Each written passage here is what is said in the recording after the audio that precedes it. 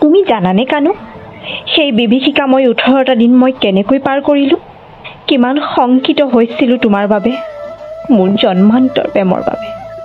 কিন্তু তুমি আৰু তোমাৰনো ক'ত সময় আছিল এই অভাগিনীক মনত পেলাবলৈ? নবীন সৃষ্টিৰ বাবে পুৰণিৰ ধ্বংস আৱশ্যক ৰাধা, কিন্তু মই কৰিছো স্বীকাৰ যে বিশ্বৰ ইতিহাসত এনে ভীষণ নৰসংহাৰ হয়তো আৰু নহ'ব। বাহ, নিজেই সংহাৰৰ কাৰণ হৈ এতিয়া শান্তিৰ কথা ক'ব আহিছা কানু? ৰাধা, শান্তিৰ বতৰালৈ মই নিজেই হস্তিনাপুৰ গৈছিলো পাণ্ডৱৰ দূত হৈ। কিন্তু যদি দুৰ্যোধনে বিনা যুদ্ধে সুস্যাগ্ৰ মেদিনীও নিদিয়াৰ কথা ক'লে, তেন্তে যুদ্ধৰ বাহিৰে পাণ্ডৱৰ ওচৰত আন কি উপায় আছিল? কিন্তু কানু, তোমাকতো বহুতেই ভগৱান বিষ্ণুৰ অৱতাৰ বুলি কয়। তেন্তে কিয় আৰু কেনেকৈ চাব পাৰিলা নিজৰে অজেয় নাৰায়ণী সেনাৰ মৃত্যু?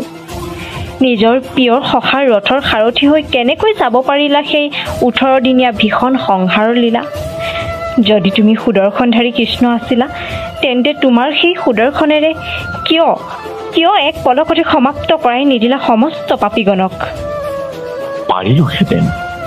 পাৰিলোহেঁতেন, কিন্তু ৰাধা, নোহে যে কুৰুক্ষেত্ৰ যুদ্ধ মাথো এখন সাধাৰণ যুদ্ধ।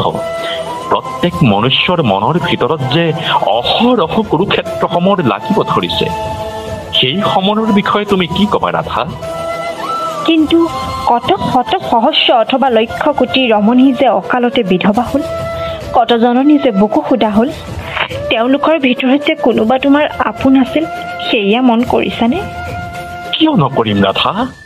কিন্তু যদি এই বীৰসকল জীয়াই থাকিলহেঁতেন, তেন্তে শক্তিৰ অহংকাৰত মত্ত হৈ পৃথিৱীত অত্যাচাৰ কৰিলেহেঁতেন। তুমি জানা ৰাধা, এই নৰসংহাৰৰ বাবে মোক জগৰীয়া কৰি মাতৃ গান্ধাৰীয়ে মোক তথা মোৰ বংশক ধ্বংস হ'বলৈ সাপ দি থৈ গ'ল। আজিও অপেক্ষা কৰি আছো মই সেই অভিশাপ ফলিয়াবৰ বাবে। কানু, তুমি এনেদৰে নিজক তিল তিলকৈ শাস্তি দি আছা, অথচ মই ঘুণাক্ষৰেও গম নাপাওঁ। তুমি মোতকৈ আগতে এই ধৰাত ধাম এৰি যাব নোৱাৰা কানু। কিন্তু কৰ্ম শেষ হলেতো আমি উভতি যাবই লাগিব ৰাধা। সঁচা, কিন্তু কোন আগত এই ধৰা এৰিব সেয়া তুমি সিদ্ধান্ত নকৰিবা। তেন্তে তুমি কোৱা ৰাধা, কোনে তেজিব এই ধৰাধাম প্ৰথমতে? মই তেজিম এই ধৰাধাম। কিন্তু কিয় আঘাত দিব খোজা তোমাৰ এই কানুক? তোমাৰ হ'ব নোৱাৰাৰ বিৰহত জীয়াই থকাতকৈ মৃত্যুৱেই শতগুণে শ্ৰেয় কানু। মৃত্যুটো এটা শিল্প কানু। মোৰ মৃত্যুৱে কাৰোবাক প্ৰেমৰ শিক্ষা দি যাওক, মই ইয়াকেই কামনা কৰোঁ। তোমাৰ ইংগিত কোনফালে মই বুজিলো ৰাধা। বাৰু কোৱাচোন সেই বৃষভান দুলাৰী, এই কৃষ্ণবিহীন ইমানটা বছৰ কেনেদৰে কটালা?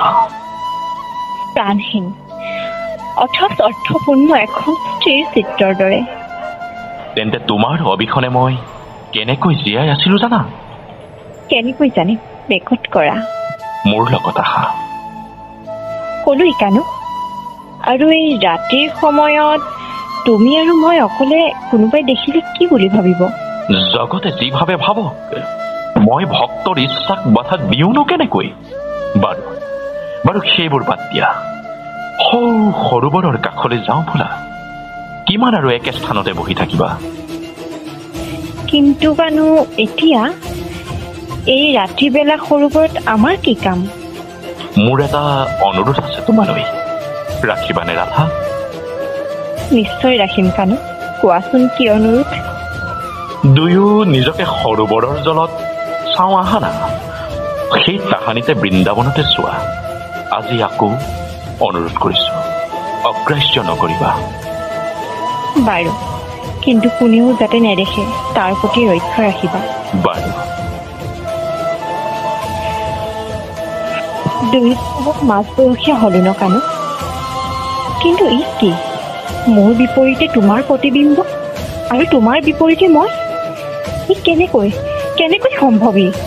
সকলো সম্ভৱ ৰাধা, যদি এতিয়াও বিশ্বাস হোৱা নাই, হাত দি অনুভৱ কৰি চাব পাৰা মোৰ হৃদস্পন্দন।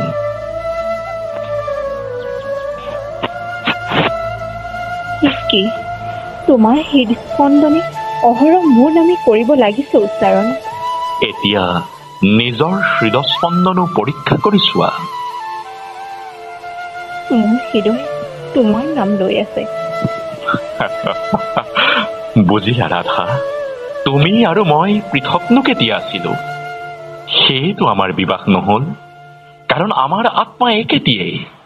জগতক প্ৰেমৰ প্ৰকৃত সংজ্ঞা বুজাবৰ বাবে আমাৰ একেটি আত্মাৰে দুটি পৃথক শৰীৰ। ধন্য ধন্য, এতিয়াহে মই প্ৰকৃত সত্য, প্ৰকৃত কৃষ্ণক বিচাৰি পাইছো। তুমিয়েইতো মইতো তুমি। মাথো অজ্ঞানৰ বাবে এয়া মই বুজা নাছিলো। কিন্তু ৰাধা, এজন ব্যক্তিক প্ৰেমৰ সংজ্ঞা এতিয়াও বুজাবৰ বাকী আছে। চিন্তা নকৰিবা কানু, তাৰ দায়িত্ব ময়েই কৰিলো গ্ৰহণ। পিছে কানু, ৰাতিপুৱালৈ মই তোমাৰ পৰা বিদায় মাগিব লাগিব। হয়তো এয়াই আমাৰ ধৰাধামত শেষ দেখা কানু। মোতকৈ কিজানি তোমাৰ ৰাজমহলৰ দাসীবোৰ বেছি ধন্য। এনেকৈ কোৱাৰ কাৰণ ৰাধা? তোমাৰ দেৱৰো দুৰ্লভ চৰণ যে সেৰিব পাৰিছে, মোৰনো আৰু সেইকণ সৌভাগ্য ক'ত। নিজকে সৰু নকৰিবা ৰাধা। তুমি জানো জানা জগতৰ পৰা তুমি আৰু কি নাম লাভ কৰিছা? কোৱাচোন কানু, তোমাৰ মুখতেই শুনো মোৰ অন্য নামবোৰ। শ্ৰী ৰাধা, শ্ৰী ৰাধিকা, বৃন্দাবনেশ্বৰী, কৃষ্ণপ্ৰিয়া, কৃষ্ণবল্লভা, যুগল কিশোৰী, কৃষ্ণানন্দ প্ৰদায়িনী, দামোদৰ প্ৰিয়া, গোলক স্বামিনী। হ'ব কানু, আৰু নালাগে। মোৰ নাম লৈছা নে মোক প্ৰশংসা কৰিছা? তোমাৰ নাম যিয়ে লয় তাক মই প্ৰশংসা কৰো ৰাধা। বাৰু কানু, এয়া আমাৰ হয়তো অন্তিম দেখা। সেয়ে মই তোমাৰ পৰা কিছু প্ৰতিজ্ঞা বিচাৰো, দিবানে? হিমালয় খণ্ড বিখণ্ড হলেও মোৰ কথাৰ লৰচৰ নহয় ৰাধা। তুমি মই গুচি যোৱাৰ পাছত তোমাৰ সেই বাঁহীটিত অনুগ্ৰহ কৰি কোনো সুৰ নুতুলিবা, কথা দিয়া। কিয় ৰাধা, কিয়? সেয়া জানো আমাৰ প্ৰেমৰ সাক্ষী নাছিল? কানু, এতিয়া আৰু তাৰ প্ৰয়োজন নাই। কাৰণ তুমি ইচ্ছা কৰিলেও পুনৰ মুৰলীধাৰী কৃষ্ণ হ'ব নোৱাৰা। আৰু ময়ো এতিয়া আগৰ দৰে বাউলী হৈ তোমাৰ মুৰলীৰ সুৰৰ তালে তালে ৰাস কৰিব নোৱাৰো। কিন্তু ৰাধা, ৰাস জানো আত্মা পৰমাত্মাৰ মিলনৰ মাধ্যম নহয়? কিন্তু সেয়া কিমানে বুজিব কানু? কলিযুগ সমাগত। আমি এই ধৰা এৰিবৰ সময় হৈছেহি কানু। মই যোৱাৰ পিছত তুমি বাঁহীটি অনুগ্ৰহ কৰি কেতিয়াও নবজাবা। মোক কথা দিয়া কানু। তেন্তে মোক তুমি পুনৰ মুৰলীধাৰী কৃষ্ণ হবলৈ আৰু সুযোগ নিদিলা। বাৰু বাৰু হ'ব, তুমি কোৱা মতেই মই সেই বাঁহীটিত আৰু দ্বিতীয়বাৰ সুৰ নুতুলো। সূৰ্যোদয় হবলৈ আৰু মাথো এক পোহৰ বাকী কানু। মই ভাবো মোৰ যাত্ৰাৰ প্ৰস্তুতি কৰা উচিত। এই যাত্ৰাৰ মোৰ বিদায়ৰ বেলাত আৰম্ভণিৰ যাত্ৰা কানু। তুমি এবাৰ মাথো মোক চাবলৈ আহিবা, কথা দিয়া। বাৰু বাৰু ৰাধা, তোমাক নিৰাশ নকৰো। মই দাৰুকক কম তোমাক নন্দী ঘোষ ৰথত লৈ যাবলৈ। তুমি না নকৰিবা? হ'ব বাৰু। বিদায় কানু, নিজৰ যত্ন ল'বা। আৰু তোমাৰ ৰাধিকাজনী সৰু পুথিলৈ সময় পালে এপাক আহিবা দি। নিশ্চয় নিশ্চয় আহিম ৰাধা। দাৰুক, যোৱাৰ ৰাধাক থৈ আহা। আজিও দিয়া নহল। সেই কৈশোৰ কালতো তোমাক দিবলৈ সাহস গোটাব নোৱাৰিলো, আৰু এতিয়াও নোৱাৰিলো। ৰাধা, তোমাক দিবলৈ থাকি যোৱা নুপুৰযোৰ মোৰ হাততেই থাকি গল। তুমি কৈছিলা নহয় দুহাত পাছলৈ কৰি আছিলো বুলি সেয়া ৰজাৰ ভংগীমা নাছিল। তোমাক দিবলৈ নুপুৰযোৰহে লুকুৱাই ৰাখিছিলো।